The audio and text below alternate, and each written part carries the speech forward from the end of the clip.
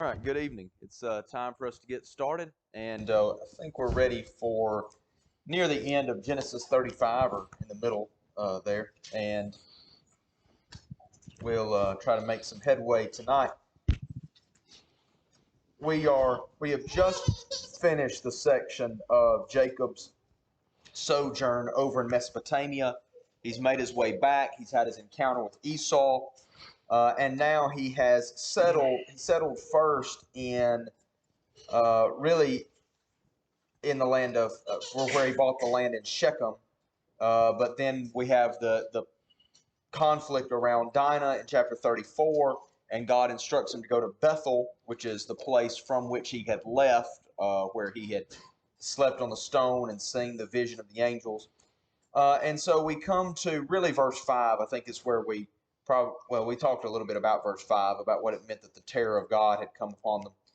But we have in verse 6, we'll just jump in tonight. And Jacob came to Luz, that is Bethel, which is in the land of Canaan, he and all the people who were with him. And there he built an altar and called the place El Bethel, because there God had revealed himself to him when he fled from his brother. And Deborah, Rebekah's nurse, died, and she was buried under an oak below Bethel. So he called its name Allon Bakuth. Let's go ahead and read one more paragraph. God appeared to Jacob again when he came from Paddan Aram and blessed him. And God said to him, "Your name is Jacob. No longer shall your name be called Jacob, but Israel shall be your name." So he called his name Israel. And God said to him, "I am God Almighty. Be fruitful and multiply. A nation and a company of nations shall come from you, and kings shall come from your own body. The land that I gave to Abraham and Isaac I will give to you, and I will give the land to your offspring after you." Then God went up from him in the place where he had spoken with him. And Jacob set up a pillar in the place where he had spoken with him, a pillar of stone. He poured out a drink offering on it and poured oil on it. So Jacob called the name of the place where God had spoken with him Bethel.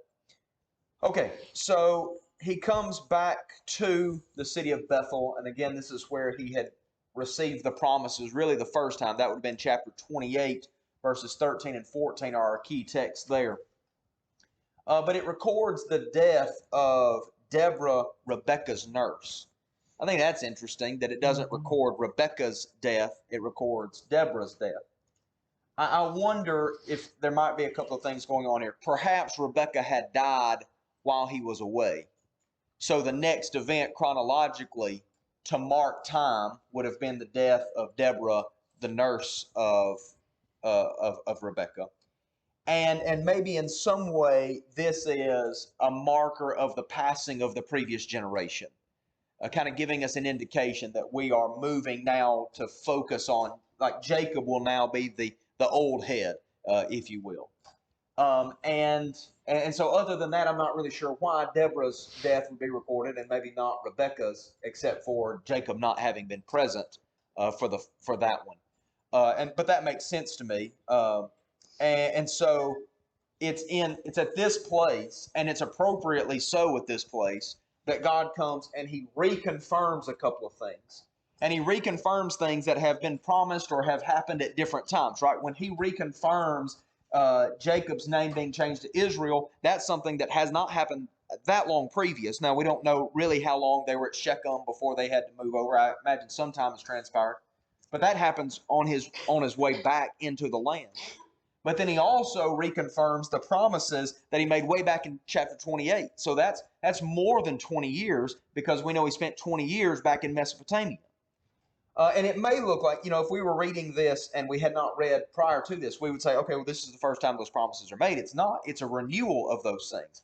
And just like God renews these promises to Jacob, I think Jacob renews his commitment to God by building the altar and by pouring out the drink offering. He is renewing his commitment that he had made way back in chapter 28. Remember, he said, if God will do this for me, then I will serve him and I'll give him a tenth of all that I have and all that. Well, it seems to me that Jacob is remembering that promise that he had made, and he's reaffirming that commitment here through verse 15. Wouldn't it also be that the reason that God actually retells the promise that he's made is prior to that, he actually had promised it to Jacob. And now, since he changed his name from Jacob to Israel, it would reaffirm, now your name is Israel, and I'm promising this to Israel the same thing that I promised to you before as when you were Jacob, but now you're Israel. And I think that's the reason why it's been told again, even though it's done been told before, is to reaffirm him that because your name's changed, you still gonna get these blessings, but it's gonna be under Israel instead of Jacob. It's interesting. Mhm. In chapter 17, when Abram's name is changed to Abraham, there is a reaffirmation and even an extension of the promises. And I think you kind of see that here with Jacob too. King shall come from your own body. Now we know that that had been said about Abraham, but I don't know that it's been specifically said about Jacob yet. And so that would be an extension of the promise. So that's good there. That with the name change comes a reassertion. Yes, the promises still belong to you. And I don't know really that we will see the promises repeated in exactly this way again. You see, we know the blessing comes through Judah, but it's not going to be repeated exactly like this with the land and the nation and the seed promise all repeated together, because the next time we start seeing these promises being fulfilled, being mentioned, they're being fulfilled, right? We're talking about the fulfillment of the nation promise, and we're going to be talking about the fulfillment of the land promise. And then the seed promise will become the dominant thing, and really it'll get its next big highlight with Judah and then with David eventually.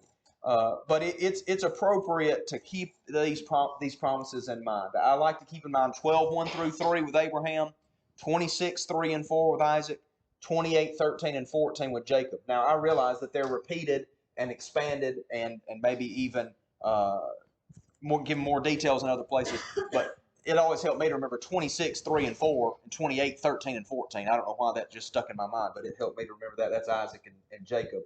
And then here we have this reaffirmation. So those are what is Lonnie called flashlight points or highlight points along the way. So if you're looking through and you're trying to trace these promises, which I think is great when we're sitting down with somebody and we're studying the Bible, because we live in a world that's not like the world even when I was a kid, where generally there's just this general sense of Bible knowledge. And I think I didn't know this, and I grew up in church. I was almost an adult before somebody set me down and just showed me that, hey, these promises go all the way through. And I mean, you think about, so Luke 24, I know we're not in Luke, we're in Genesis, but this is a good moment to say this. On the road to Emmaus, they say, did not our hearts burn within us? Listen, I'll tell you, the first time that I heard somebody go through the whole Bible story and connect all that, my heart burned, and not the bad kind, the good kind of heartburn. I thought that all fits together like that, because I knew Daniel and the lions and I knew Noah and the ark, but I did not see. And so the first step in that is seeing these promises and seeing how that's fulfilled, and seeing how God makes a promise about a nation. Well, here's a nation. Makes a promise about a land. Here's their land. Then he makes a promise about a seed, and we're looking for the seed. And then finally Jesus comes and he fulfills all those hopes and expectations. And Peter says, this is what God was promising to Abraham. And so, man, that's powerful to people who are maybe they're what is the Bible all about? Well, that's what it's all about. It's about the fulfillment of these promises. So we're not dealing in trivialities here. We're not just talking about nonsense. We're talking about what it is literally all about when we talk about the reaffirmation of these promises. Okay. Anybody else have anything through verse 15? Mr. Gerald? Mm-mm. All right. All right, verse 16. Then they journeyed from Bethel. When they were still some distance from Ephrath, Rachel went into labor, and she had hard labor. And when her labor was at its hardest, the midwife said to her, do not fear, for you have another son. And as her soul was departing, for she was dying, she called his name Ben-Oni, but his father called him Benjamin. So Rachel died, and she was buried on the way to Ephrath, that is Bethlehem. And Jacob set a pillar over her tomb. It is the pillar of Rachel's tomb, which is there to this day. Israel journeyed on and pitched his tent beyond the tower of Eder. While Israel lived in that land, Reuben went and lay with Bilhah, his father's concubine, and Israel heard of it. Now the sons of Jacob were 12. The sons of Leah, Reuben, Jacob's firstborn, Simeon, Levi, Judah, Issachar, and Zebulun. The sons of Rachel, Joseph, and Benjamin. The sons of Bilhah, Rachel's servant, Dan, Naphtali, and the sons of Zilpah, Leah's servant, Gad and Asher. These were the sons of Jacob who were born to him in Padan Aram.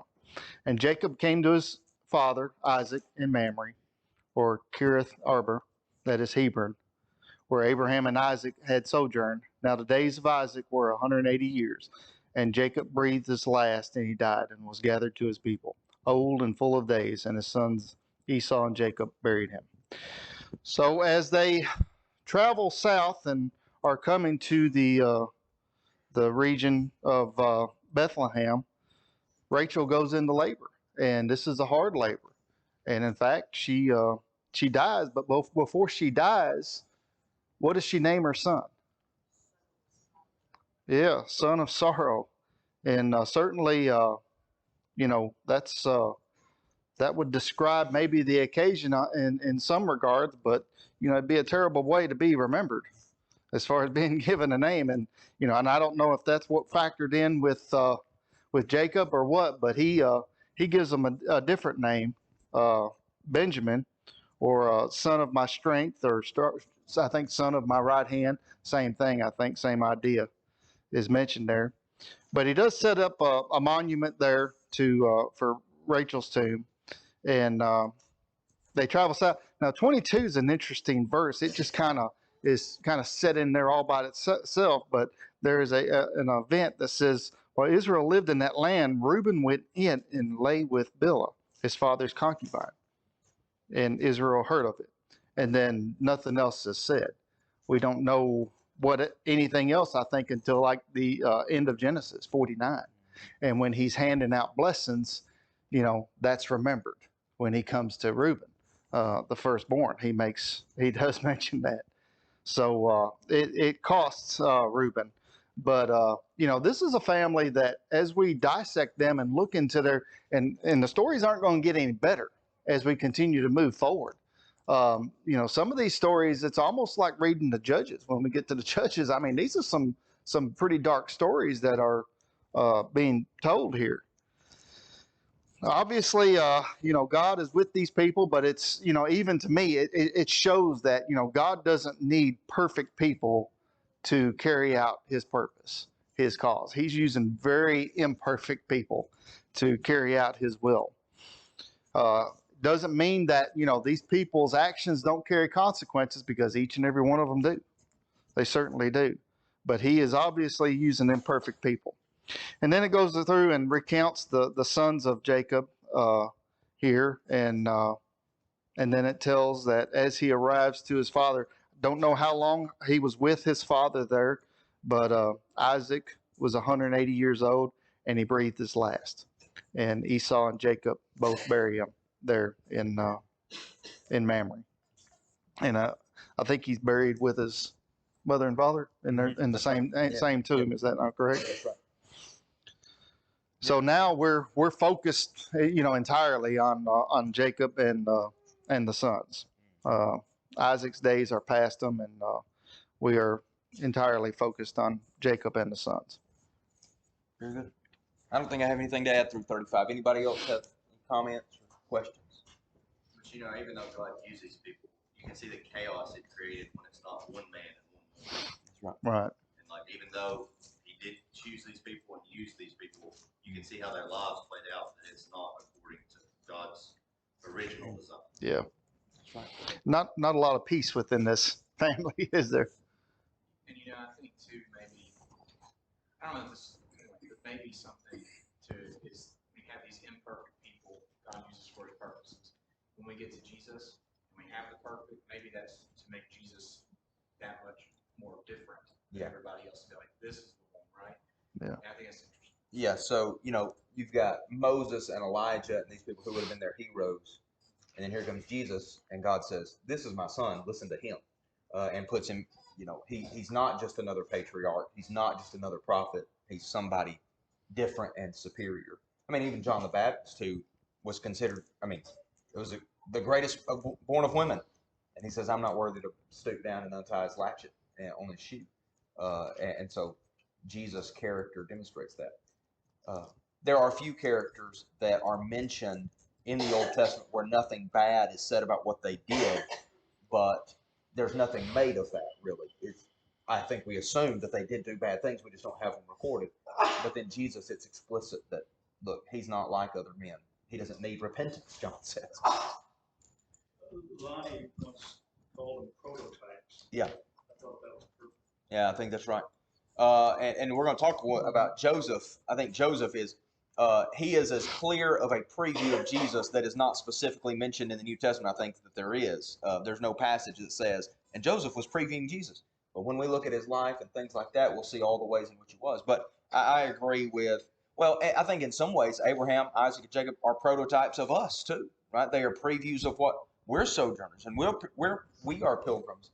And so you've got two things. You've got the balance of he's using imperfect people. Well, good, because that's the only kind they're around here, right? and so that means he can use us. But also they are previews, but they lived in hope of what we now have. And so the calling to us comes even higher. And the expectation maybe in some ways is even higher because we see what they long to see. And then you have on the other side with Jesus and them being prototypes of the one who would be perfect. Very good. Anything else through 35? So we're going to just kind of summarize chapter 36. Not because genealogies are not important. They are important. But we are behind. This is a good place to move forward a little bit. Let me note just a couple of things. Verses 6 through 8, Esau is going to take all of his family and his possessions, and they are going to move down to the land of Seir or Edom. Now, where is Edom on your map? What's the big landmark that we'd be looking at? The Dead Sea, right? South of the Dead Sea. What kind of environment are we talking about there? Not great, right? Desert, cliffy, I don't know. Harsh, yeah. Now, they will use that to their advantage, right? They will build their dwellings in the cliffs, and it will be some pretty strong fortifications and things like that. But it is not a land of milk and honey like the land of Canaan was promised to be. Thanks for watching. If you found this video to be beneficial, please follow us on Facebook or subscribe to our YouTube channel.